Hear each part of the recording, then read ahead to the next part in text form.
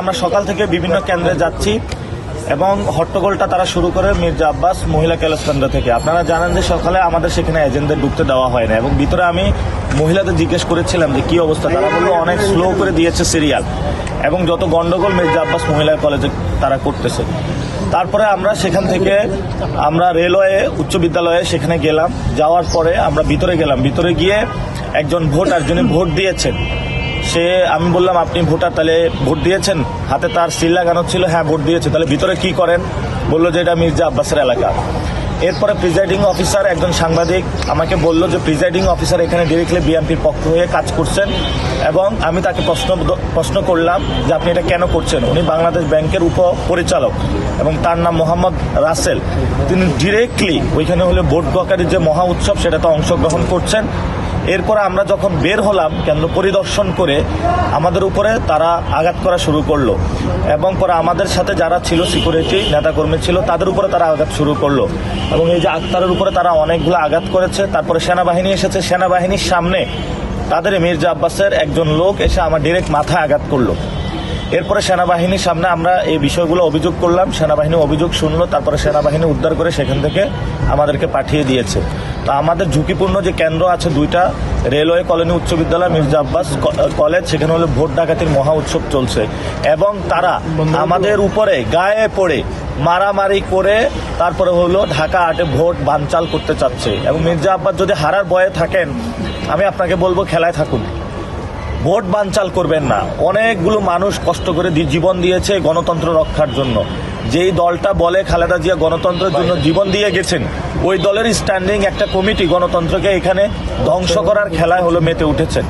এখন আমরা বলেছি যে আমাদের উপর আঘাত করলো, আমরা পাল্টা আঘাত বেশি জায়গায় করব না, কিন্তু আমরা সেখানে পাল্টা আঘাত করেছি। আমরা বলেছি যে আমাদের যদি মারতে আসেন এবার কিন্তু মাইরও খাইবেন।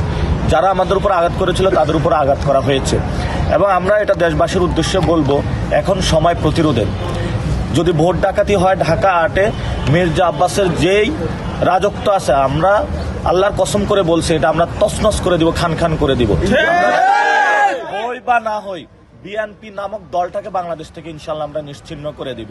মাত্র 30% টাকায় জমির মালিক হয়ে নতুন বাংলাদেশের গড়ে তোলার স্বপ্ন দেখা বাংলা বসতি। আমাদের উইমেন যারা আছে তাদের উপরে আপনারা আঘাত করতে আসবেন না। যথেষ্ট হয়েছে, অনেক ধৈর্য ধারণ করেছে আমরা। এখানে ওসমান হাদি ভাইকে খুন করা হয়েছিল, আমরা খুনের বিচারের দাবিতে এখনো মাঠে আছে। নতুন যদি কাউকে আপনারা খুন করতে আসেন সে সুযোগ আমরা দিব না।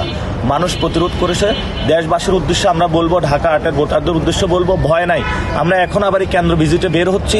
আপনারা নির্ভয়ে ভোট কেন্দ্রে আসুন, ভোট দিয়ে এই সন্ত্রাসী হামলার জবাব দিন ইনশাআল্লাহ। এবং আমার উপরে একটা ইট নিক্ষেপ করেছিল, এটা হলো আমাদের যিনি আসন পরিচালক, ওনার মাথার মধ্যে ক্যাপ ছিল, ক্যাপের উপরে পড়েছে। আল্লাহ না করুন প্রশাসনের সামনে যদি আমাদের এই ধরনের আঘাত করা হয়, তারা যেভাবে আঘাত করছে ছুরি দিয়েও কিন্তু আমাদের আঘাত করতে পারত। তো আমাদের আসলে নিরাপত্তা কোন জায়গায় সেটা নিয়ে আসলে আমরা শঙ্কিত। ঢাকা 8-এ আমরা প্রশাসনকে আহ্বান জানাবো। এই যে প্রশাসনের ইসি প্রধান নাসিরউদ্দিন সাহেব, উনি বলেছেন যে ভোট কেন্দ্রে নাকি হলো আগে কুকুর থাকতো, এখন কুকুর নাই।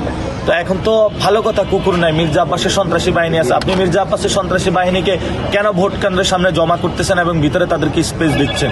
এটা রকিবুল হুদা কমিশনের মতন যদি আপনি নির্বাচন আয়োজন করতে যান, এই প্রশ্ন কিন্তু আমরা রেখে গেলাম।